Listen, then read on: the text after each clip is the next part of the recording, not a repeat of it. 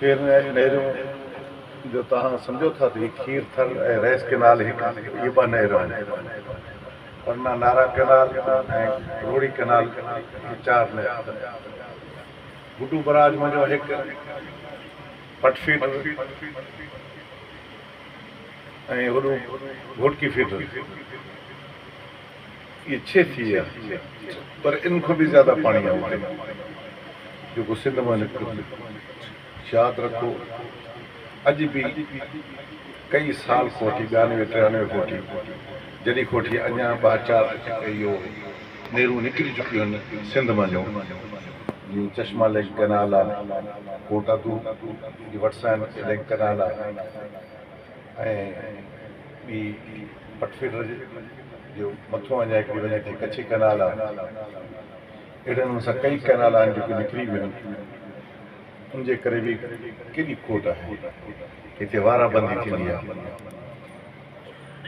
ऐं बराज जंहिंखे dam सॾूं barrage चऊं गुड्डू बराज आहे सखर बराज आहे ऐं गुलामंद बराज आहे इन्हनि ते बि वारा कया वेंदा आहिनि ऐं इन खां पोइ वरी इन्हनि जो सभु केनाल आहिनि उन्हनि में बि वारा कया वेंदा आहिनि छो जो पाणी जी कमी आहे जॾहिं इहे केनाल खोटिजी वेंदियूं अव्हांजो इलाइक़ो ई बर्बादु थी वेंदो असां ईअं पुराणे ज़माने में बि कुअनि ते वेठा हूंदासीं असांजो ॾिख माहौल असांजे इलाइक़े जो इहो ई थी वेंदो ऐं ॿियो इहो त असां दिल्ली लिहाज़ सां मायूस थी विया आहियूं कमज़ोर थी विया आहियूं ईमान जी कमज़ोरी आहे न असां कॾहिं दीन ते सोचियो आहे न इल्म ते सोचियो आहे न फ़लस्तीन ते सोचियो आहे न बुनियादी जेका इशू पैदा थींदा आहिनि उन ते बि असां न सोचियो आहे असांजो हारी ग़रीब इहे जेको मिसकीन आहे ख़बर न आहे त अलाए छो मायूस आहे मायूस न हुअणु घुरिजे हिमत करणु घुरिजे इन ॻाल्हियुनि खे ॾिसणु ॿुधणु ऐं इन सां गॾिजी मां तव्हांखे चयो कि कम अज़ कम अहिड़ियूं शयूं जेको पैदा थियनि ख़ासि तरह ते अमेरिका जे इलाइक़े खां या यूरोप जे इलाइक़े खां जेकियूं शयूं अचनि थियूं उन्हनि जो बैकाट कयो त पोइ तव्हांजी हिकिड़ी जेके अंदर में जेकी शइ आहे न असांजा पीर अब्दुर्रहमान गुरू सही फरमाईंदा हुआ बाल्टी खीर जी हुजे उनमें पेशाब जो कतिरो जेकॾहिं वञे त सारी बाल्टी हराम थी वञे असांजी दिलियूं इनजे करे कमज़ोर ऐं मायूस ऐं बेईमान ऐं दीन सां न लॻाओ आहे उहो जेको ॾही असां लस्सी जेका पीअंदा आहियूं न नेस्ले वारी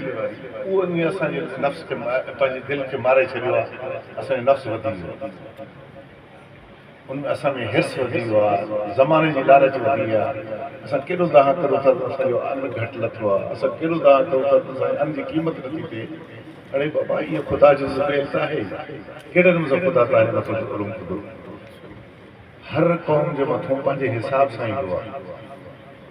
कंहिंजे मथां कारा पथर ईंदा आहिनि कंहिंजे मथां इहो जिन्स जो अघु ख़तमु थी वेंदो आहे कंहिंजे मथां इहे जिन्सां जेके ख़ुदि अन्न ॾियणु ख़तमु करे वेंदियूं आहिनि महिरबानी करे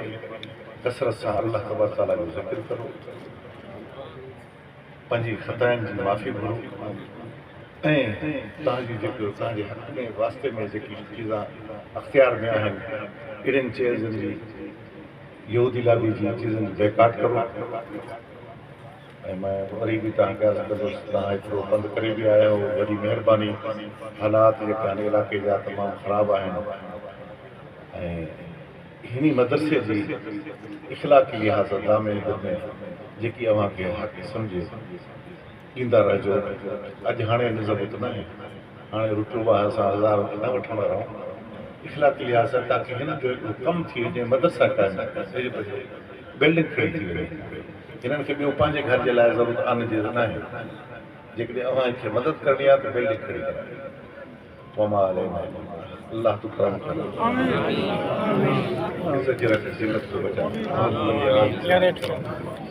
मतलब